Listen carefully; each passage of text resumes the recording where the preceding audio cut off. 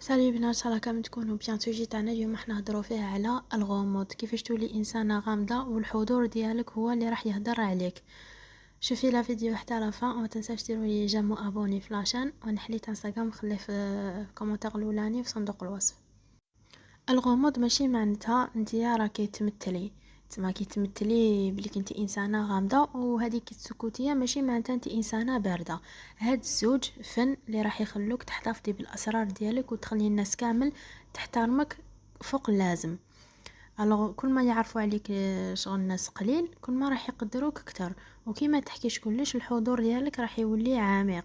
اليوم راح نهضروا على علاش الغموض هذايا قوه، وشنو هي اسرار الطفله اللي تعرف تحتفظ بالخصوصيات ديالها، والخطوات اللي تخليك كاتومه وغامضه بلا ما تباني متكبره. نروحو ديريكتومون الجزء الاول، علاش الغموض قوه. الحاجه الاولى راح يخلي الناس كامل تحترم الحدود ديالك، باسكو تكوني ما شاركتيش لي ديتاي تاع حياتك معاهم، الوغ اوتوماتيكمون راح يتعلموا ما يدخلوش روحهم في حياتك ويمدوا رايهم على حسب واش يساعدهم هما. الحاجة الثانية راح يحمي الطاقة ديالك، كل ما تخرج من فمك هي طاقة، والغموض هذايا راح يخليك توزعيها على الناس المهمين برك. الحاجة الثالثة يزيد من الجاذبية ديالك، المجهول دايما يثير الفضول، الوغ كي تكوني انسانة غامضة الحضور ديالك راح يولي ملفت للانتباه حتى بلا ما تحاولي، شغل بلا ما تحاولي الحضور ديالك راح يكون هكذاك. ودوكا نروحو للجزء الثاني اللي راح نهضروا فيه الاسرار والخطوات اللي ديرهم الطفلة باش تكون كاتومة وغامضة. الحاجة الاولى، ما تحكيش كامل التفاصيل تاع حياتها اليومية، زعما الا سقساوها واش درتي اليوم تجاوب على حسب السؤال، زعما تقولهم جاز مليح النهار الحمد لله، هذا ما كانوا هذوك لي ديتاي اللي نتيا تروحي تهضريهم وتبداي تحكي وكلش، هي ما تحكيهمش. الوغ تعلمي هاد التفاصيل تخليهم ليك، جاوبي على قد السؤال، ما تبديش تجيبي الهضره مع الناس بزاف مهما يكون هاد الانسان. الحاجة الثانية هي جاوبي بأسلوب مختصر وواضح. الغموض هدايا ماشي في تجاهل الأسئلة، مي بصح في الإجابة بلا ما تزيدي المعلومات اللي ماشي لازم، معناتها تجاوبي على قد السؤال، ما تبدايش توسعي في الإجابة وتزيدي في الهدور، لا لا. النقطة الثالثة، اتحكمي في لغة الجسد ديالك، ما تزيديش فيها بزاف الحركات وهذوك الانفعالات ولي شغل لي مانيير ولي غيماس تاع وجهك، لا لا، اقعدي ثابته كالم وحافظي على الهدوء تاع النظره ديالك، الخزره تاعك تعلمي تتحكمي فيها.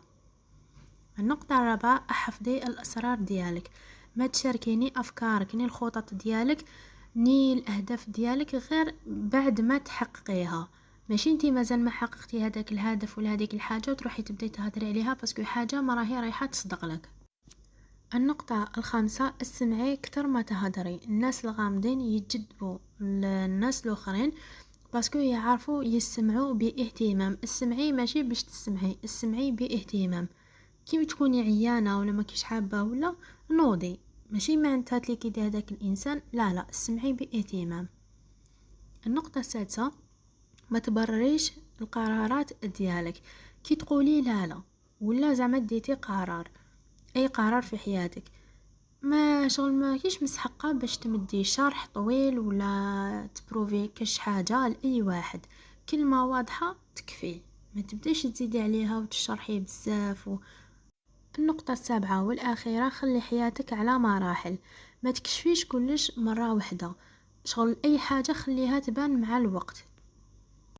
ودوكا نروح الامثله من الحياه، سواء في الصداقه ولا في العمل ولا في العلاقات. باغ في الصداقه زعما في عود ما تروحي تحكي كامل المشاكل ديالك لصاحبتك، ولا شاركي معاها غير الامور اللي تشوفيهم تقدر تعاونك فيها ولا تقدر تمدلك ايدي، هي مالغري ماشي مليح كامل تشاركي المشاكل تاعك مع الناس، مي بصح باش تخففي على روحك شاركيها في الامور اللي لازم.